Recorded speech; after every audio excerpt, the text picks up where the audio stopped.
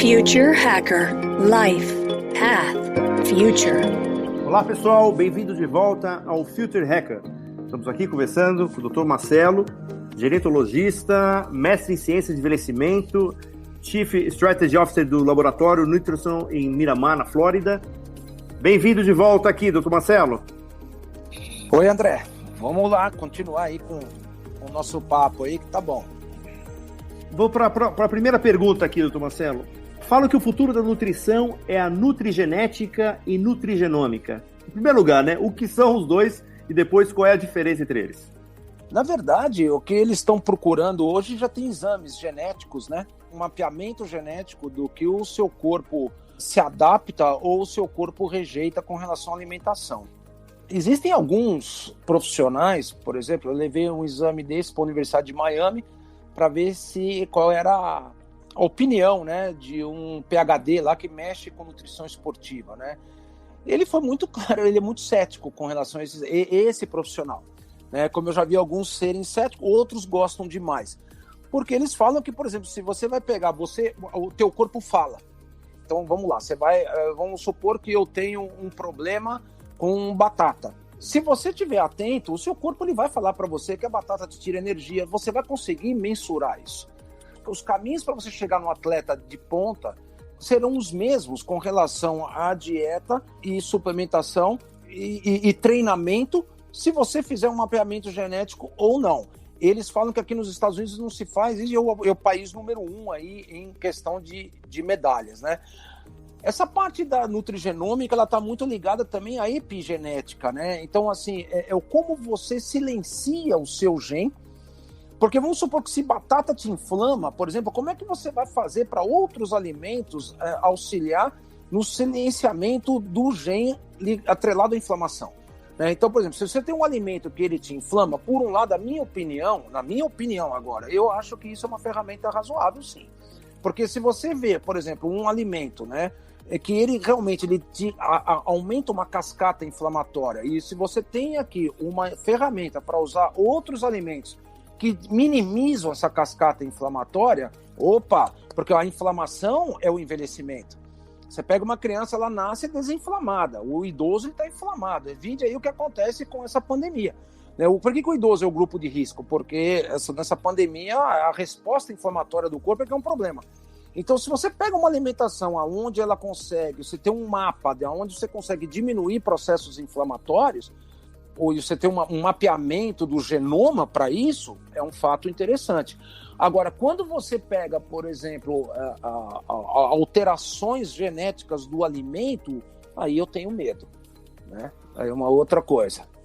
Alterações quando você fala de manipulação. Exato, quando você vai pegar, por exemplo, os transgênicos, né? Quando você faz uma alteração do alimento da forma natural que ele e outra coisa também, eu não posso condenar isso, porque com quase 8 bilhões de seres humanos no planeta, se você quiser acabar com o problema de fome, isso não vai ter outro caminho, a não ser você fazer alimentos geneticamente modificados. Não vai ter, é difícil, hein?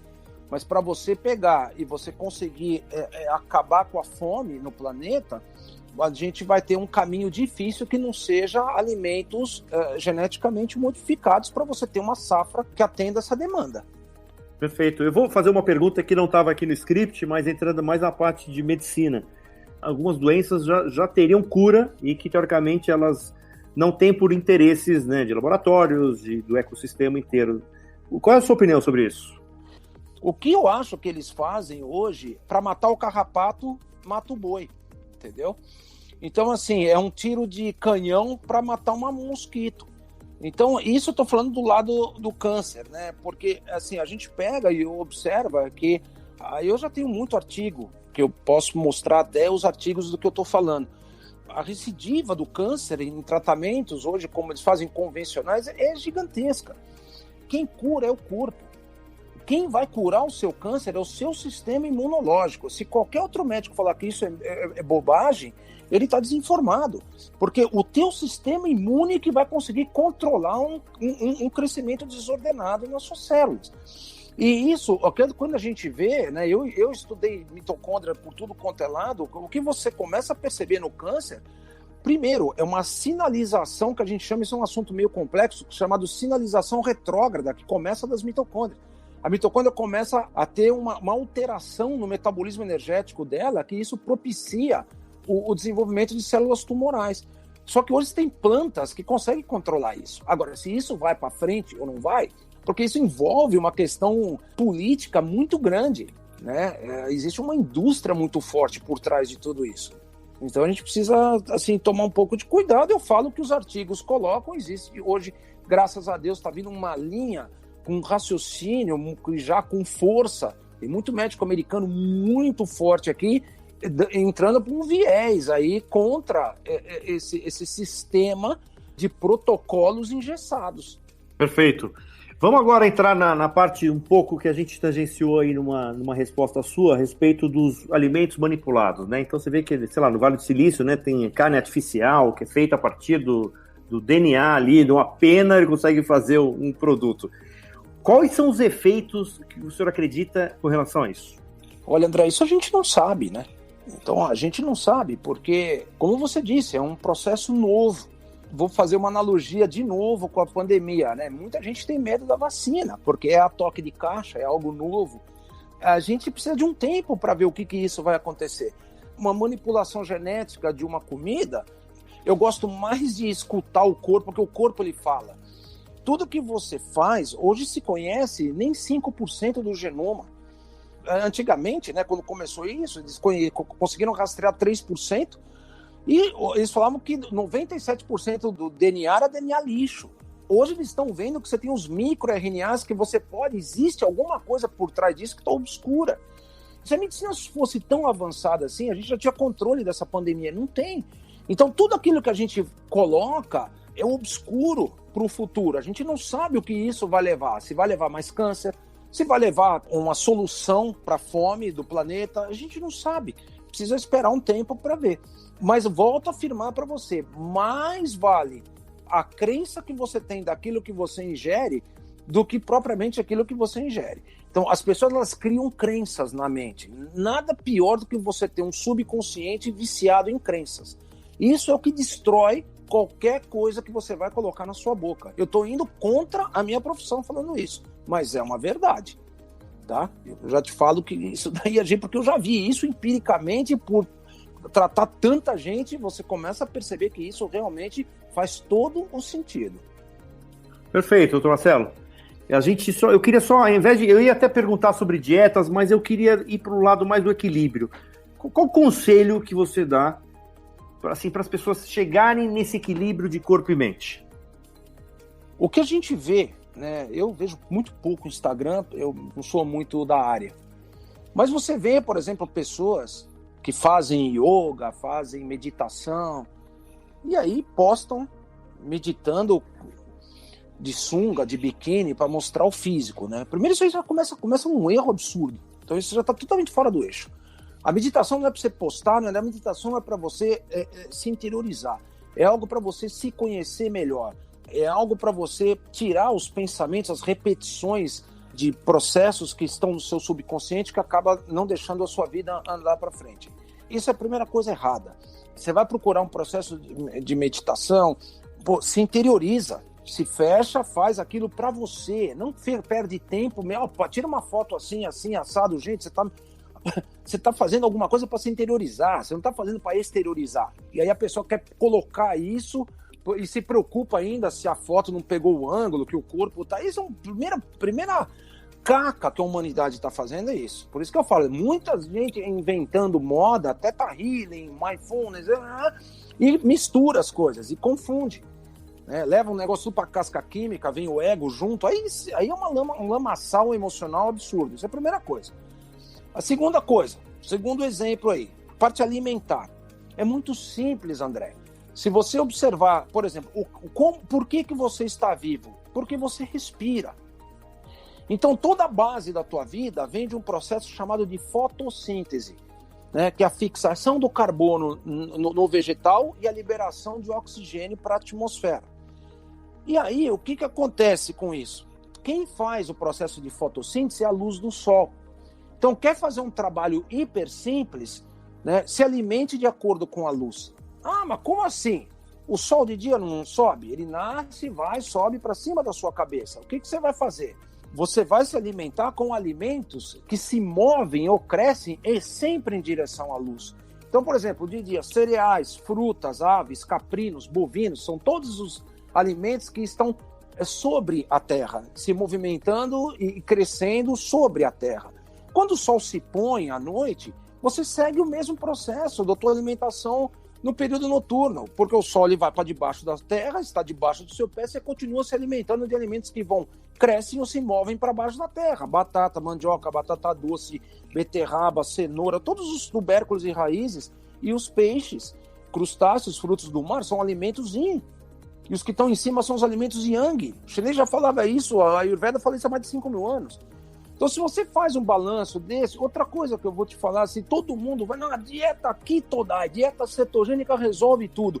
O corpo não foi feito para ficar em cetose 24 horas. O fígado tem um relógio. O relógio biológico do fígado, ele aceita a cetose das 3 da madrugada às 3 da tarde, onde a expressão de enzimas que trabalham em prol da cetose estão altas ali. Mas a partir das 3 da tarde até as 3 da madrugada, você não deve manter o corpo em cetose. E aí é onde entram os carboidratos, porque as enzimas que fazem os estoques de glicogênio, tanto muscular quanto hepático, estão altas nesse horário. Então, quando você tem aquela frase, busque o conhecimento que ele te libertará, então você não vai ter uma dieta, que as dietas são de acordo com o seu biorritmo, as dietas são de acordo com o ritmo do hormônio, a natureza está te dando tudo. Se você pegar um pâncreas, ele é idêntico a uma mandioca. Se você pegar o feijão, ele é idêntico aos rins. Se você pegar o aipo, ele é idêntico aos ossos. Se você pegar a noz, ela é idêntica ao cérebro, até com a caixa craniana, com o corpo caloso. Então, você tem uma similitude, a natureza está te falando o tempo inteiro. Então, onde você vai buscar o equilíbrio é justamente aí. Você vai começar a observar, falar menos, colocar menos, entendeu? E se interioriza e começa a observar como que as coisas funcionam. A natureza funciona assim, vai viver de acordo com ela, aí você vai viver longe. Se você ficar pensando no estereótipo, isso, aquilo outro, meu Deus do céu, aí é que mora o problema. Em primeiro lugar, obrigado pela aula aqui, eu acho que nossa audiência deve ter gostado muito aí de vários toques aí, né, de conhecimento, né, seja do lado, né, da parte oriental, como a gente consegue trazer muito, né, chegar nesse equilíbrio aí de corpo e mente. Queria mais uma vez agradecer profundamente aí a sua participação. Você queria deixar alguma última pensamento, algo que você queira falar? Bom, André, primeiro eu que quero agradecer essa oportunidade que você e o Carlos Sergente me deram aí. O Carlos é um grande amigo, pessoa que eu gosto muito. Estou retomando contato agora, nesse tempo que eu estou aqui, né? Eu quero agradecer muito essa oportunidade, porque eu acho que eu tenho uma experiência, né? Eu tive uma situação prática atrelado à clínica de consultório e também dei aula na universidade, então eu tenho uma parte acadêmica, eu consegui juntar muita coisa, né? E isso, assim, é bom conseguir ter uma oportunidade como essa que você está me dando, que vocês estão me dando, para poder passar isso, né? Eu agradeço muito, assim, eu fico aí muito lisonjeado aí de poder ter participado. O que eu gostaria de falar é algo que eu aprendi até com uma palestra de um yogi, que aqui nos Estados Unidos, né, a gente vê muito eles falam muito que a palavra tem ida e volta, né, é engraçado. Então, se você pegar, por exemplo, a palavra devil, uma tradução para o português que é o diabo, né, ela tem uma conotação pesada e tudo mais, mas se você inverter a palavra devil, dá lived, que é vivido. Então, tudo aquilo que você deixa de fazer ou que alguém te desencoraja a fazer, qual energia que você está indo? O devil ou leave it? Então, tudo aquilo que você deixa se levar por se desencorajar, tudo aquilo que você acha que você não é capaz e você não vai viver, você está na energia do devil. Isso são apenas palavras, metáforas, mas que é uma verdade. Então, a partir do momento que você errar, eu levei um tombo aqui nos Estados Unidos, que bom, porque eu aprendi muito. Você não consegue ter sucesso sem levar tombo.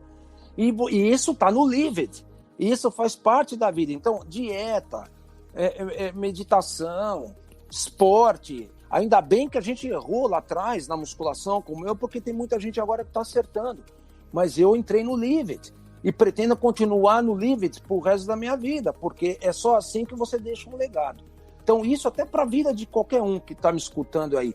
Não desanime. Se você se deixar levar pelo pessimismo, você está no devil. O charme da vida é isso, é encarar os desafios e errou, caiu, isso vai servir de um tijolo para você montar a escada para você acertar. Foi o que eu aprendi na minha vida até agora, vou fazer 55 anos no mês que vem. Tenho muita lenha para queimar aí, quero ainda ajudar bastante gente aí, porque eu tô com umas fórmulas aí já pré-patenteadas, né, com registros e tudo, que estão indo para ensaio clínico de parte de neurodegeneração, em câncer, e nós estamos aí num caminho bem interessante para ajudar a humanidade. E assim que vamos continuar. E eu quero mais uma vez agradecer aí, muito obrigado pela oportunidade. Obrigado, doutor Marcelo. Conte sempre com a gente. Vamos entender se a gente consegue passar essa mensagem para muita gente aí, para passar de devil para live it. Muito obrigado, até o próximo. Future Hacker. Life. Path. Future.